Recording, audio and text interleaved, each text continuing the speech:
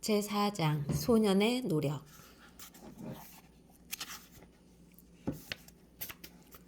목적을 이루기 위하여 몸과 마음을 다하는 것. 노력이라는 말은 아마 귀에 몹시 박히도록 들었을 테지. 이 단어가 머릿속에 떠오르는 것만으로도 짜증이 나는 사람이 있을 거야. 이해해. 난 정말로 이해해. 나도 한때 듣거나 읽는 것만으로 두드러기가 돋을 것 같은 단어가 몇 개 있었는데 그 중 하나가 노력이었어. 내가 이 단어를 부정적으로 느끼게 된 것은 중학교 3학년 때 국어 선생님 때문이야. 신학기 몇 주 동안은 아이들의 장난도 받아주면서 즐겁게 수업을 진행하다가 어느 날 갑자기 여러분은 내년에 고등학교에 갑니다. 그러니 지금부터는 제대로 수업을 하겠습니다. 라고 선언하시더니 교과서에 있는 모든 내용을 외우라는 거야. 한 명씩 차례대로 교단 위에 올라가서 선생님이 그만하라고 할 때까지 암송을 해야 했어. 만약 암송을 못할 경우엔 야구 배트로 맞는 거지. 거의 한 학기를 그렇게 했어. 요즘 같은 시절이면 난리가 날 일이지. 그 국어 선생님이 항상 하던 말이 노력이었어. 너희들은 노력이 부족해서 교과서를 못 외우는 거라고. 좋은 내용이 얼마나 많은데 왜 외우지를 못하냐고. 노력하면 전부 외울 수 있다고. 그때 노력이란 단어는 내 되뇌피질 속에 아주 뚜렷하게 부정적인 의미로 새겨졌지. 아무리 해도 안 되는데 교과서를 어떻게 통째로 다 외워? 그리고 그게 노력한다고 돼? 되냐고. 선생님은 그 학기를 끝으로 다른 학교로 정근을 가셨고 우린 안도의 한숨을 내쉬었지. 아마 그때부터 난 노력이란 단어를 의도적으로 머릿속에서 지웠던 것 같아. 다른 사람 앞에서 말을 하거나 글을 쓸 때도 노력한다 라고 하지 않고 열심히 한다 정도로 바꾸었지. 아마 이 글을 읽는 소년들도 노력이란 단어에 나와 비슷한 감정을 느끼지 않을까 싶어. 선생님이나 부모님이 시험 성적으로 꾸지람을 하면서 노력이란 단어를 입에 올릴 테고 그걸 들으면서 누군 몰라서 안 하나? 해도 안 되니까 그렇지. 맨날 노력. 정말 지겨워. 하는 생각을 하겠지.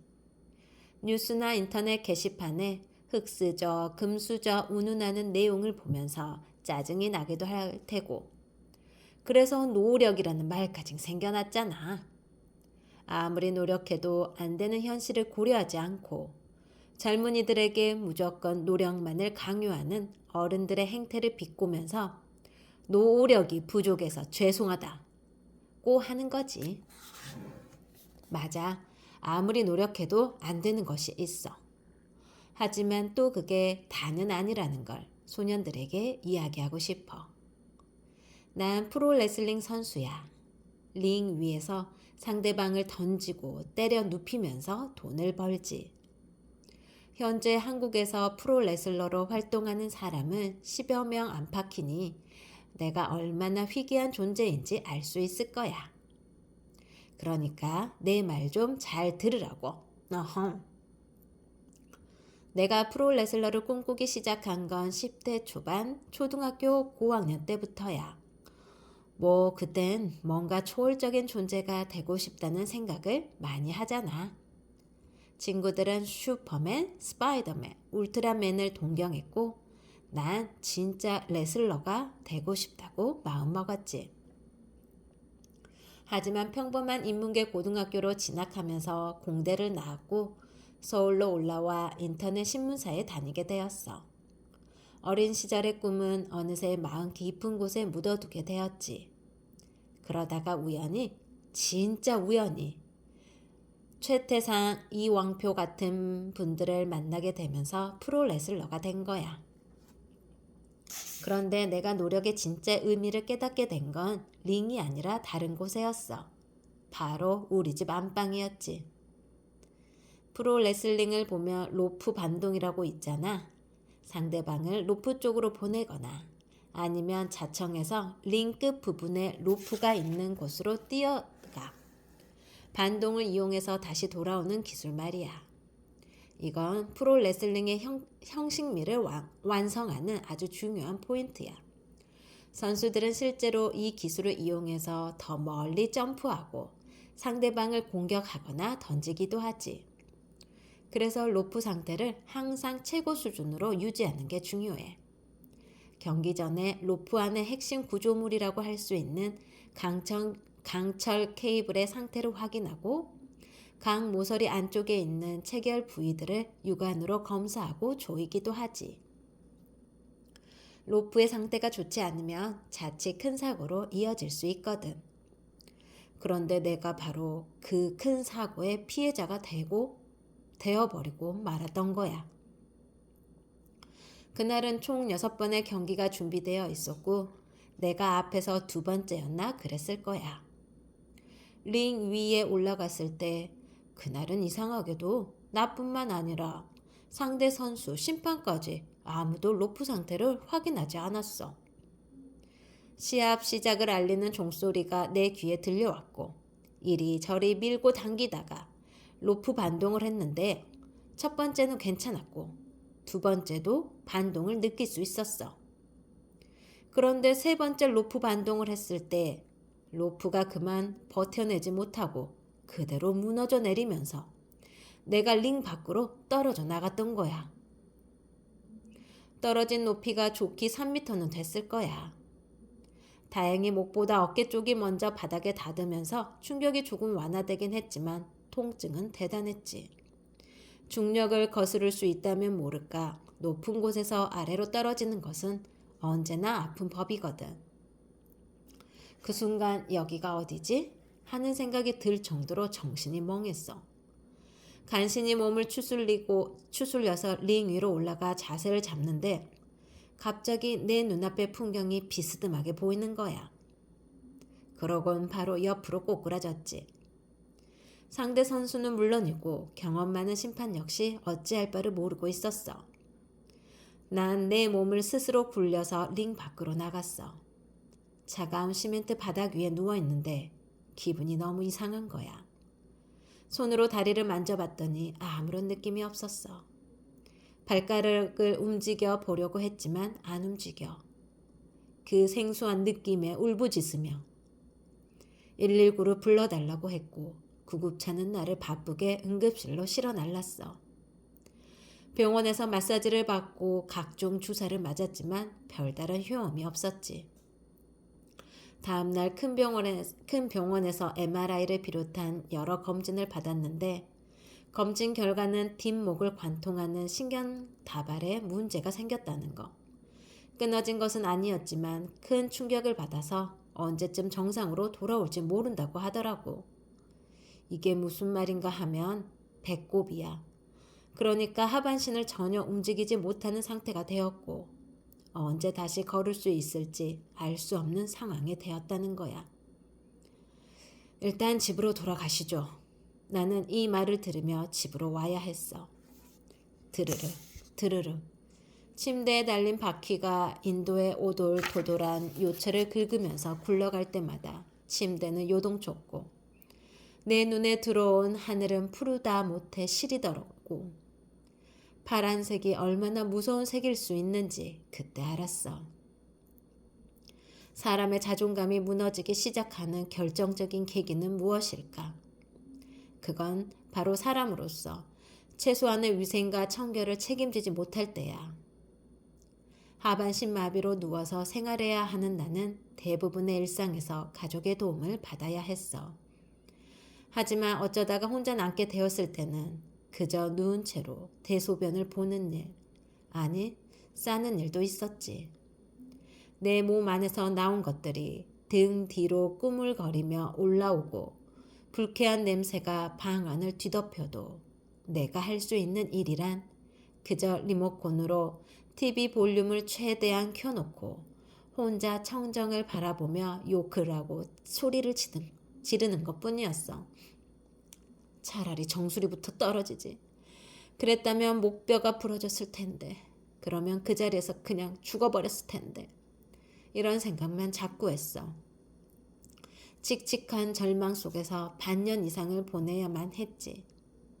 몸 안의 체지방은 계속 축적됐고 체중도 100kg에서 110, 120, 130, 140 끝도 없이 계속 늘어만 갔어. 그러던 어느 날 저녁 그동안 아들의 몸 상태에 대해서 별말 없으시던 아버지가 내 밥상을 손수 차려주셨어. 벽에 등을 기댄 채 오랜만에 부자가 얼굴을 맞대고 밥을 먹었지. 후루룩 후루룩 시래기 된장국이 넘어가는 소리가 괜히 시큼하게 들리더라고. 포만감을 느낀 나는 아버지를 애써 못 본 채하며 TV를 보다가 잠이 들었지.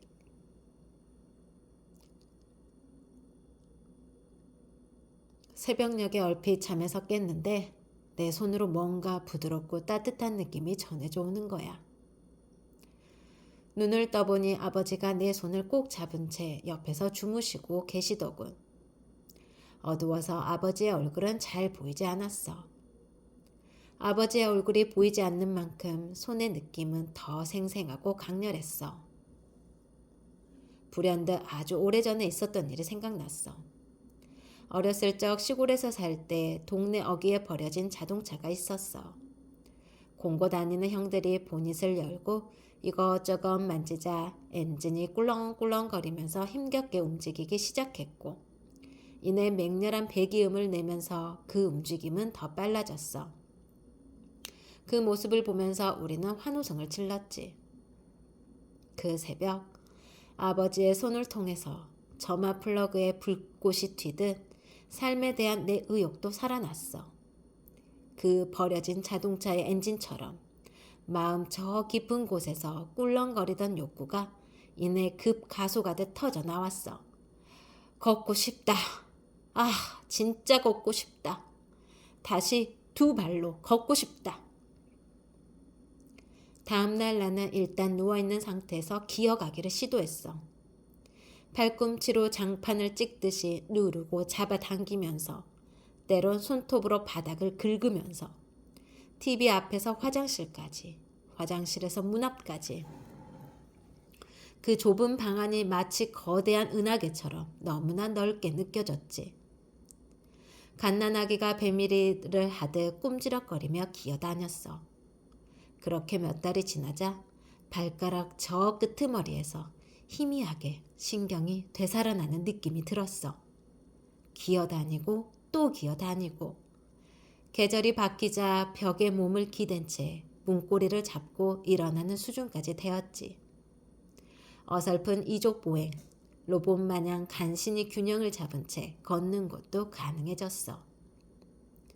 그 사이 장판은 팔꿈치로 찢고 손톱으로 긁은 자국으로 엉망이 되었고 벽지는 바닥에서 10cm 정도 높이까지 내 머릿기름으로 온통 누렇게 변했지. 장판의 자국과 벽지에 묻은 때가 진해질수록 회복 속도는 더 빨라졌어. 그리고 해가 바뀔 무렵의 어느 날 드디어 자력으로 집 밖으로 나가는 것이 가능해졌어. 그때 보았던 하늘을 난 아직도 잊지 못해. 병원에서 집에 돌아올 때 보았던 하늘과 같은 하늘인데 어찌 이리도 다른 느낌일까? 나의 하반신 마비 극복, 그것은 스몰 빅토리였어. 작은 승리를 반복했기에 가능한 것이었지. 일어서서 걷는 것부터 시도했다면 아마 걷지 못했을 거야. 누워있는 상태에서 기어가고 다시 어딘가에 의지해서 일어서고 하나하나는 작은 점처럼 미미한 승리였지만 그 점들을 이어나가니까 굵고 진한 곡선이 나타났던 거야. 노력, 그건 단순한 힘의 크기만은 아니야. 방향까지를 포함해. 벡터 값이라고 할 수 있지. 누워있는 상태에서 일어서기까지 몇 단계로 미분을 하고 그 단계에 맞는 목표를 향해 움직였기 때문에 다시 일어설 수 있었던 거야.